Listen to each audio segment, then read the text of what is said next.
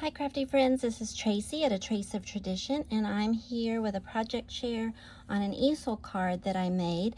I used Gentle Summer Days kit, digital paper kit from Shabby Art Boutique. This is part of her craft room membership offerings, and this was the June, like I said, June 2026 kit. So called Gentle Summer Days. It had beautiful colors, actually several themes within a theme. I've used the kitchen and baking portion of the ephemera and papers, but there's also a little garden chair and florals and just so many beautiful different colors and themes kind of within the summer theme. So it's a wonderful kit. Check out her craft room membership.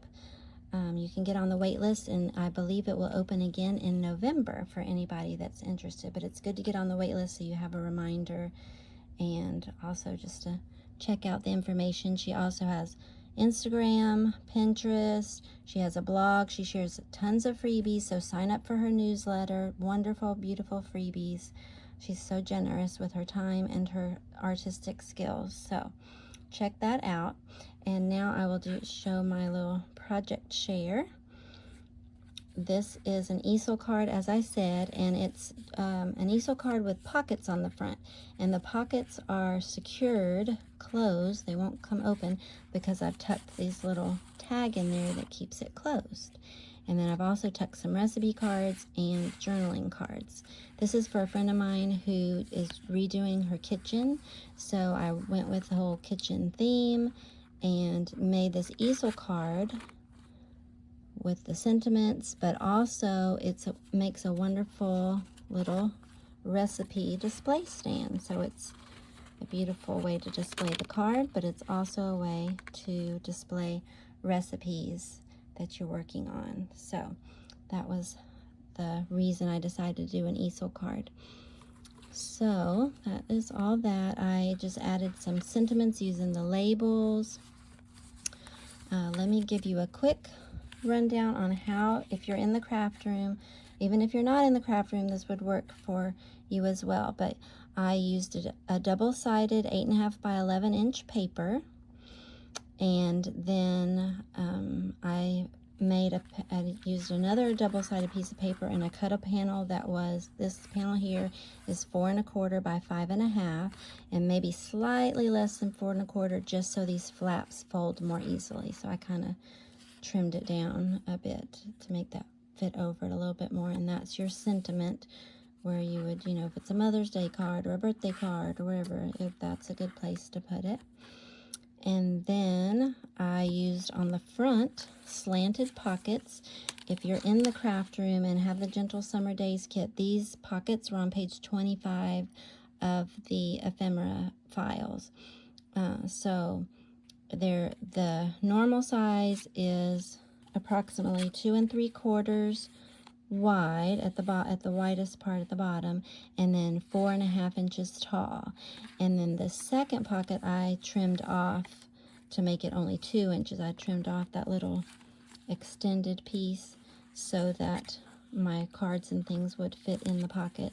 And then this one has the leftover flap that covers over that pocket to secure it closed when you put the tag in there. And then also I added these little ephemera pieces. So, but by having those pockets, by having that little overlap, that means you can secure it like that, where it won't come open.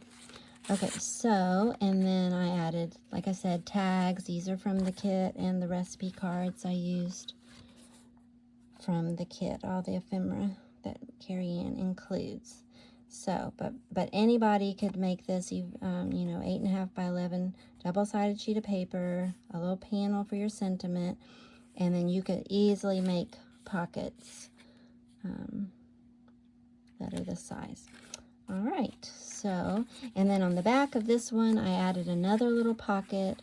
This was also, I think, on page 25 of the ephemera, and I included tags. These are the tags that Carrie Ann included in the bonus project this month with the recipe book, so I just printed those out and included them in case my friend wants to share any baked goods. She could add these as little gift labels. And then I also added a little gifting of twine in case she wants to use the tags. She can use the twine that's in here. I made a little seed packet, closed it with a little Velcro, made a little cardboard or paper spool, and put some twine on there so she can use the tags for gifting if she wants. So that card, like I said, I put that pocket on the back. I will later tuck the recipe cards and the tag back in there. And I also, on the other card that I made, I did not put a pocket on the back, so that was just kind of an option. But I wanted to show you, so this is a plain tag. She can use this to gift a present or get baked goods, but she is not necessarily a crafty friend, so I printed out on vellum some instructions on how to open the cards and display the card, the easel, because she might not necessarily know that. But by putting it on vellum, she's got the instructions. They show up really well, but allow the beautiful papers to shine through. But she can remove that and then still use the tag. But these were the instructions that I put just to help her know that it's an easel card and to secure it and prop it up like an easel, and she can use it to display recipes. So, but if you have a crafty friend, you wouldn't necessarily need to do that, but that's just an idea. I love putting vellum, and even just to and from sentiments or anything. I love putting vellum on tags because, especially if I'm gifting it to a crafty friend, because they can remove the vellum and then the tag is just good as new. So if I were to put somebody's name on there, they can have it personalized, and then they remove that and they can still use the tag. So that's just a little tip that I've learned along the way. All right, well, thank you so much for spending time with me today. If you have any questions, please let me know in the comments, and also check out my YouTube shorts, because on that I give a really quick rundown of how to do the scoring, where to score, and how to glue the pockets on and all of that stuff. It's a sped up version, a little tutorial on making the card, so if you're interested in that. All right, thank you so much. I hope you have a blessed day and a wonderful week ahead, and I'll see you next time. Bye-bye.